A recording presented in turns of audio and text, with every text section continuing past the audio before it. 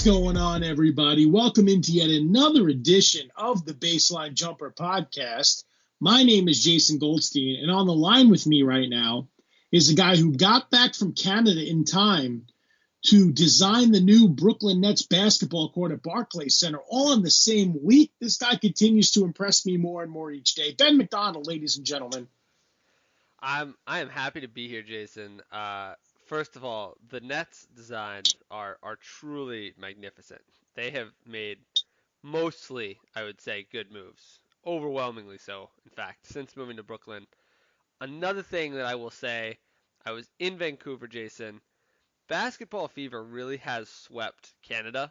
The amount of Raptors stuff there was mind-boggling, and hearing people talk about it, it was really cool to see how excited Canadians were about their first NBA title.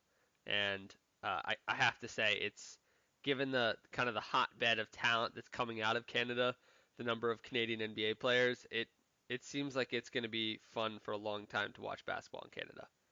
That it will be. You know, I'm truly jealous of you, man. You travel a lot. Miami, you went to Europe, you've been to Ohio, which is not that exciting. It's driving distance. Now Vancouver. You are just a world traveler, my friend. How is it that you managed to work a full-time job, travel, and do this podcast with some schlub in New Jersey? Well, I'm very lucky. I have the best podcast partner around, the best partner around back home. Shout out to Flo. So a lot of people help keep the dream alive here. But no, it's been fun, and I'm a very blessed man, and had a great time in Canada. But now I'm ready, Jason, for us to talk some NBA and go pretty much across the country. As I was in Vancouver, northwest, more northwest than any other part of the contiguous U.S., obviously outside of Australia, Alaska. I almost said Australia. Goodness gracious.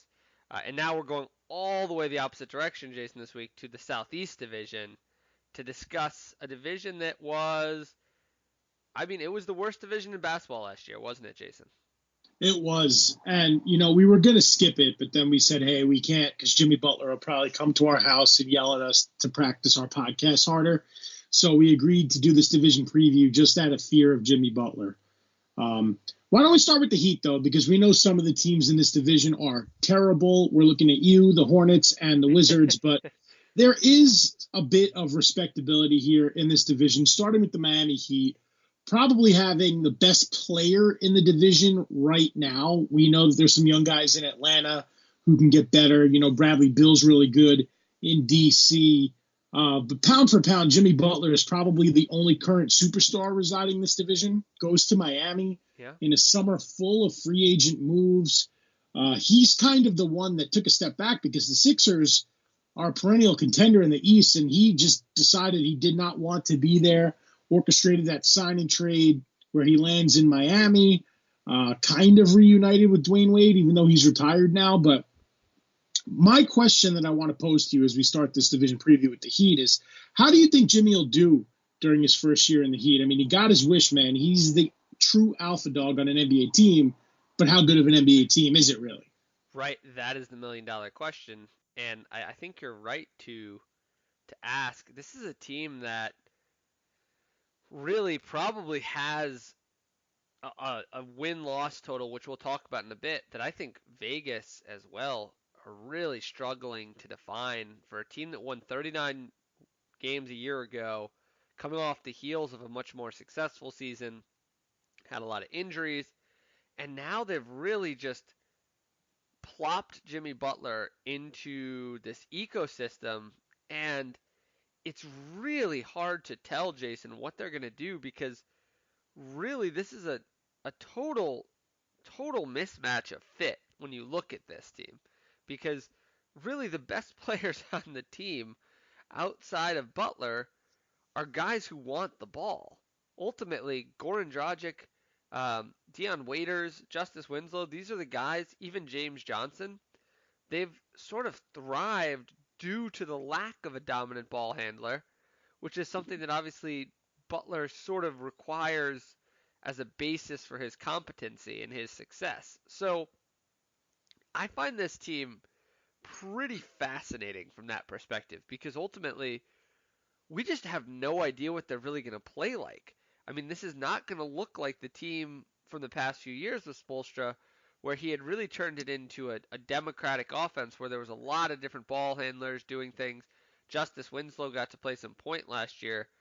I don't know what to make of them as far as what they're going to actually end up trotting out. I assume it's going to be a lot more of Butler handling the ball, Jason.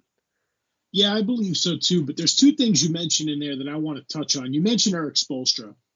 I think he's the second longest tenured head coach in the league right now after Greg Popovich. So he's basically grandfathered in to that Miami Heat organization, winning 2 championships, being there for the LeBron era, the Dwayne Wade era, the Chris Bosh era.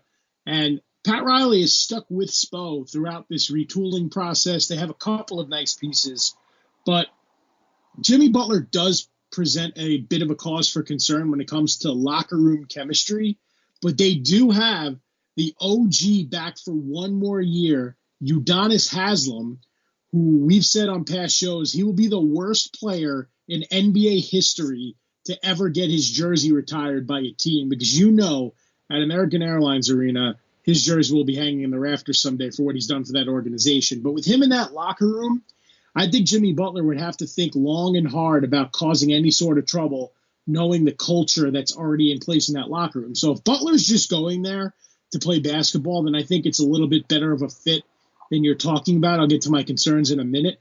But I think they're going to be okay from a culture perspective because of the presence of Spoelstra and Udonis Haslem. And with a guy like Jimmy Butler, I do think that factors in when you talk about a guy of his caliber. And you bring up a great point, Jason, because clearly a big part of the move to get rid of Hassan Whiteside was for non-basketball reasons, and i.e. for them to kind of simplify some of the personalities in this locker room, because there are some outsized personalities. Obviously, Dion Waiters has had his ups and downs. So, getting Butler in there, it is important for them to have that culture. And, you're right. Udonis Haslem's number 40 will be up in the American Airlines Arena before long. So, hopefully that sort of leadership can keep things together. For me, the big question is really going to be on-court fit and how Spoelstra really puts these guys together, because, newsflash here, Jason. If you look at the starting lineup as projected today, Goran Dragic is the only guy who would even potentially be a plus shooter, and we really don't know what we're getting out of him coming into this next year, given the injury he had a year ago, and the fact that, the guy is 33 years old on the kind of the latter half of his career, and while he's a good three-point shooter at about 36% for his career, he's never been exactly an elite guy who you can count on to be a marksman. And that worries me a little bit for this team's offense, how they're going to generate spacing with the guys on the team, because I do wonder if they're going to have to sacrifice some defense to play guys like Kelly Olynyk or Myers Leonard, who they traded in that, or traded for rather, in that Whiteside trade. So I think it's going to be very interesting to see how Spoelstra kind of jiggers these lineups to get shooting around those guys, because really the best shooters on the team are Tyler Hero, Kelly Olynyk, and Myers Leonard, who are all bench players essentially. So I'm interested to see how he kind of puts together that starting lineup, if some of those guys are going to get to be nominal starters to help space the floor around Butler. What do you think? How do you think Spoelstra kind of puts the pieces together? Well, it's not only the lack of shooting and floor spacing, but what concerns me, Ben, is the lack of real big men. You have Bam Adebayo, who had some experience practicing with Team USA, but ultimately was cut from the team earlier this summer. And then you have Myers Leonard and Kelly Olynyk. That's their big man rotation. They're going to get destroyed by the likes of Butler's former team, the 76ers, who tried out a front court of Al Horford and Joel Embiid. You have DeAndre Jordan now in the conference. You have all these good big men, Anthony Davis. I don't know how the Heat are going to defend, let alone shoot. I do think the wing scoring is good, though, as far as driving to the basket with guys like Justice Winslow, James Johnson, Dion Waiters. He's going to have to be a guy that Spoelstra has to count on to shoot the lights out of the basketball for this to work. But you're right. There are some fit concerns. For me, there are some size concerns. But ultimately, with the way the East is now, it'd be hard-pressed to say they're not a playoff team, no? Yeah, I do have to lean that direction. I do think you mentioned Bam Adebayo. I think he's going to be in for an absolutely huge year because they're going to get him the ball a lot. He's going to see a lot more time on the court. And really, I mean, Jason, when you look at this team, he's going to be the lone true big man in almost any lineup they put out on the floor. So even when he's out there with another guy who's 6'9", 6'10", it's going to be a Myers Leonard or a Kelly Olynyk who are really just going to be standing outside the paint, which means Adebayo is going to get to do the things that he does best, which are rebound the basketball, get putbacks, those offensive rebounds, getting second chances, stuff like that. I mean, that's his bread and butter. And last year he really had to do a little bit of other stuff. This year, that's all he's going to have to do. That's all they're going to ask him to do besides setting screens. So I think it's tailor-made for him. But you're right. Outside of him, real lack of big men. But the good news for them is that the Eastern Conference towards the back half is really weak this year. So I agree with you. I think it gives them a real chance to get in there. So I mean that sort of brings us to our ceiling, Jason. What do you think the best case scenario sort of for the Heat is? If they're extremely fortunate and Butler stays healthy, doesn't cause any trouble, Adebayo takes a leap forward, Dragic is still, a formidable NBA point guard, I think they could win a first-round series in the East, but it would take a lot. It would take this team to peak because they're not a title contender as currently constructed. So I'm going to say their ceiling is winning a playoff series. I think they should be a playoff team in the East, but their absolute peak would be winning one round. What do you think?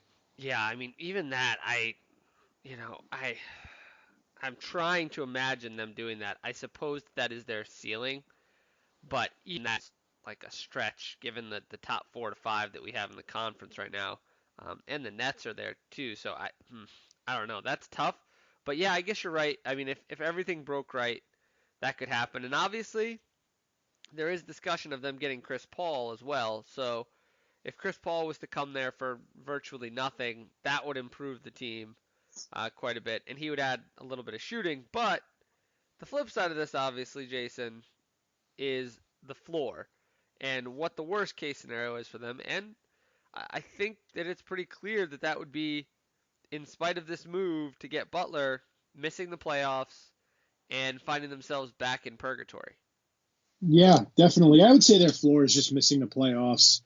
Somewhere around the 9, 10, 11 seed. I don't see them being worse than, the Wizards or the Cavaliers or the Hornets or even the Knicks. So I think they'll be right there. But it really all hinges on Jimmy Butler's attitude and how well he receives coaching from Spoelstra and his staff. Juwan Howard's no longer there, a well-respected assistant. Fizdale's obviously no longer there. So Spoelstra's really the guy in charge, and you're not going to want to be Pat Riley having to get involved if anything goes wrong in the locker room. There's always the temptation of South Beach, so it's dangerous. The Miami Heat organization is a minefield right now, and you have to hope that Butler doesn't trigger any. And let's just talk about one other thing, which is health for this team. It's something we haven't brought up, but out of their starting lineup, there's really no one here who's proven themselves in the NBA and has proven the ability to play 82 regular season games. I mean, Justice Winslow has not played 82 games yet in the season. He's missed substantial time in the past 3. Obviously, Dragic is coming off an injury, so he's no guarantee. Butler's checkered injury history had you concerned as a Nets fan last year that the Nets might try and get him, and his better years might be kind of behind him. I mean, he's a guy who's missed quite a few games almost every season of his career. He played 76 games in 2016 and 82 in his second year in the league, but most of the years in the league, he has missed substantial time. So I think that the other thing we have to acknowledge when we talk about the floor is if Butler gets injured or if multiple key pieces get injured, even worse, this could be a really rough season for the Heat. And that brings us to our DraftKings odds over under for the Heat. And DraftKings has it set to 42.5 wins because of the current state of the Eastern Conference.